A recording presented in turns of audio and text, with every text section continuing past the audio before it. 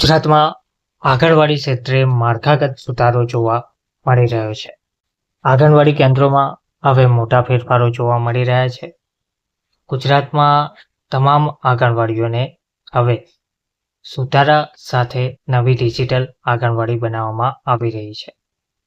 ગુજરાતમાં આંગણવાડી ક્ષેત્રે માળખાગત સુધારા સાથે રાજ્યમાં 2000 નવા આંગણવાડી કેન્દ્રો બનવા પણ જઈ રહ્યા છે. આંગણવાડી અને આંગણવાડી બહેનો માટે એક મહત્વની અપડેટ સામે આવી રહી છે. તેમાં આંગણવાડી કેન્દ્રોમાં નવા સુધારાઓ અને આંગણવાડી બહેનોના પગાર વધારાને લઈને આ એક મોટા સમાચાર સામે આવ્યા છે. બીજી જે આંગણવાડી બહેનોને લઈને મહત્વની અપડેટ છે તે છે આંગણવાડી કાર્યકર બહેનને રાજ્ય કક્ષાએ જે નિમણૂક મળી છે તે વિષય પર.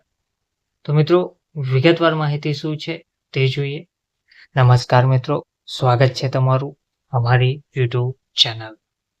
મિત્રો, તમને જેમ ખ્યાલ છે તેમ વડાપ્રધાન નરેન્દ્ર મોદીના સુપોષિત ભારતના વિઝનને વધુ વેગ આપવા માટે મુખ્યમંત્રી ભૂપેન્દ્ર પટેલ સાહેબ દ્વારા તેમના માર્ગદર્શનમાં મહિલા અને બાળ કલ્યાણ ક્ષેત્રે રૂપિયા 7,690 કરોડની ફાળવણી કરવામાં આવી છે. આંગણવાડી કેન્દ્રો ચાઇલ્ડ ફ્રેન્ડલી કન્સેપ્ટ પર હવે બનશે. આ બાબતે વિગતે માહિતી આપવા માટે મહિલા અને બાળ કલ્યાણ મંત્રી ડોક્ટર મનીષાબેન વકીલની અધ્યક્ષતામાં ગાંધીનગર ખાતે પત્રકાર પરિષદ યોજાઈ હતી, જેમાં તેમણે માહિતી આપી હતી. તેમણે જણાવ્યું હતું કે આંગણવાડી ક્ષેત્રે માળખાગત સુધારા માટે રાજ્યમાં 2000 નવા આંગણવાડી કેન્દ્રોના બાંધકામ માટે રૂપિયા 360 કરોડની જોગવાઈ કરવામાં આવી છે. આંગણવાડી કેન્દ્રો ચાઇલ્ડ ફ્રેન્ડલી કન્સેપ્ટ પર બનશે, જેમાં modular furniture, RO machine, LED TV, skin અને રેઇન વોટર હાર્વેસ્ટિંગ જેવી આધુનિક સુવિધાઓ મળશે. પ્રોસેસિંગ સિસ્ટમ માટે AI બેઝડ અટેન્ડન્સ સિસ્ટમ વિકસાવવામાં પણ આવી રહી છે. આદિજાતિ વિસ્તારોના 53 ઘટકોમાં દૂધ સંજીવની યોજનાનો વિસ્તાર કરવામાં આવશે. દૂધમાં ફેટનું પ્રમાણ 1.5% વધારીને 3% અને 4.5%. પાયલોટ પ્રોજેક્ટ તરીકે નર્મદા, દાહોદ અને ડાંગમાં કરવા માટે રૂપિયા 38.64 કરોડની જોગવાઈ કરવામાં આવી છે.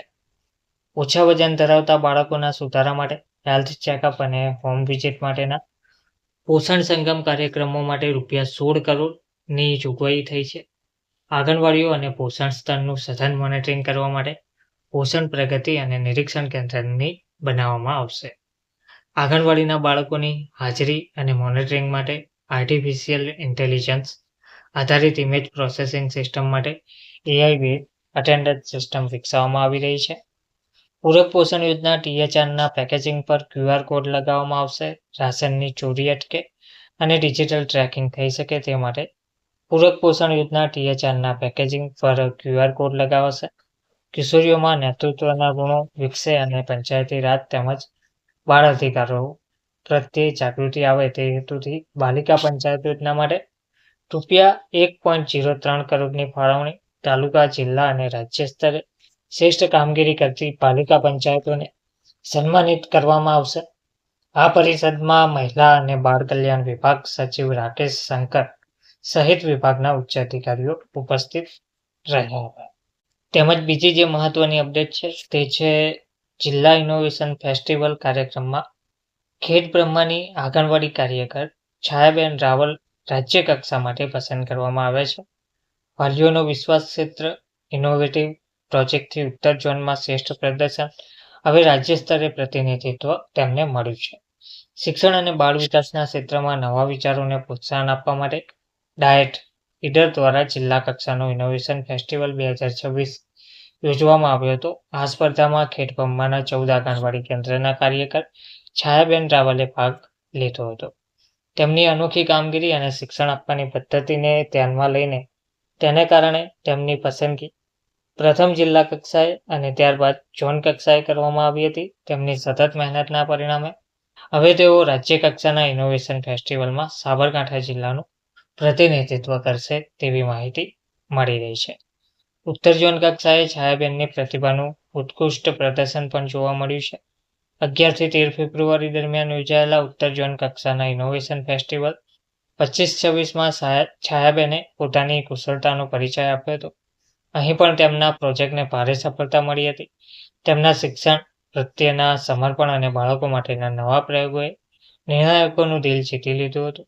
આ ઝોન કક્ષાના પ્રભાવશાળી દેખાવને કારણે તેઓ રાજ્ય કક્ષાએ પહોંચવામાં સફળ રહ્યા છે, જે આખા ખેડ બ્રહ્મા પંથક માટે એક ગૌરવની વાત જોવા મળી રહી છે.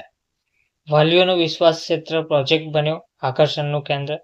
ગાંધીનગર ખાતે આયોજિત કાર્યક્રમમાં ઇનોવેટિવ પ્રોજેક્ટ વાલીઓનો વિશ્વાસ ક્ષેત્ર રજૂ કરવામાં આવ્યો હતો.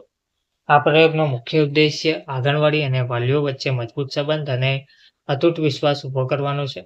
જ્યારે વાલીઓનો વિશ્વાસ વધે છે ત્યારે બાળકના વિકાસમાં તેની સકારાત્મક અસર જોવા મળતી હોય છે.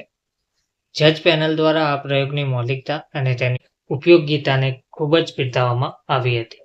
શિક્ષણ પ્રત્યેના સમર્પણ બદલ અધિકારીઓએ અભિનંદન પણ પાઠવ્યા હતા. છાયાબેન રાવલની આ શૈક્ષણિક સિદ્ધિ બદલ વિભાગના ઉચ્ચ અધિકારીઓ અને સહકર્મચારીઓએ તેમને હાર્દિક અભિનંદન પાઠવ્યા છે. તેમની આ સફર અન્ય આંગણવાડી કાર્યકરો માટે પણ પ્રેરણારૂપ બની રહી છે. બાળકોના પ્રારંભિક વિકાસમાં આંગણવાડીનું મહત્વ સમજાવતા આ પ્રયોગને રાજ્ય કક્ષાએ પણ સફળતા મળે તેવી આશા પણ વ્યક્ત કરવામાં આવી છે. ધન્યવાદ.